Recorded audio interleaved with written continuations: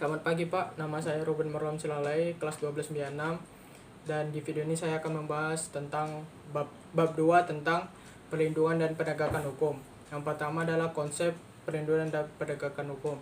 Ketika masyarakat tidak melaksanakan hukum yang berlaku dengan baik, maka akan terjadi kekacauan di berbagai sektor kehidupan, dan orang-orang akan menghalalkan segala cara untuk mendapatkan apa yang diinginkan. Oleh karena itu, perlindungan dan penegakan hukum sangat perlu dilaksanakan. Suatu perlindungan dapat dikatakan sebagai perlindungan hukum jika mencakup unsur-unsur berikut.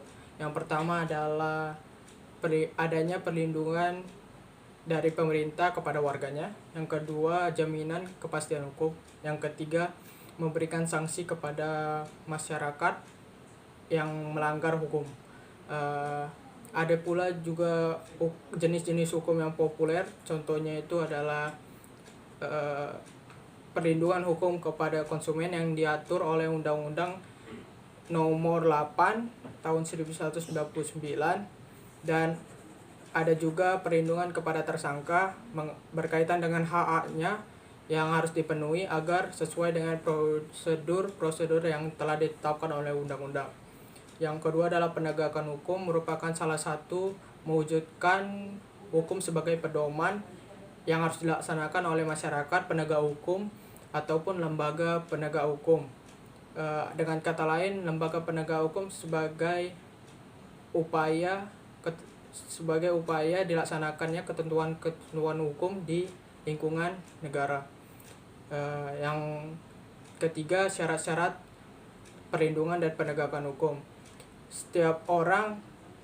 Kepentingan setiap orang akan terlindungi apabila mereka melaksanakan hukum dengan baik. Contohnya itu perlindungan konsumen jika dilaksanakan, dan undang-undang yang mencakupnya itu dilaksanakan dengan baik, maka akan terlaksana. Begitu pula yang terjadi jika di lingkungan sekolah, lingkungan keluarga, lingkungan masyarakat akan tertib jika norma-norma yang berlaku di lingkungan tersebut dilaksanakan dengan baik.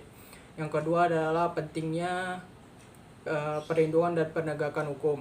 Indonesia merupakan negara hukum, oleh karena itu negara dapat menuntut seluruh warga negaranya untuk melaksanakan hukum-hukum yang berlaku di negara tersebut.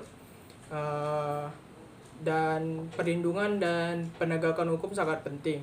Oleh karena itu dapat mewujudkan, yang pertama itu adalah tegaknya supremasi hukum, yang kedua adalah tegaknya keadilan, yang ketiga adalah mewujudkan perdamaian dalam kehidupan di masyarakat.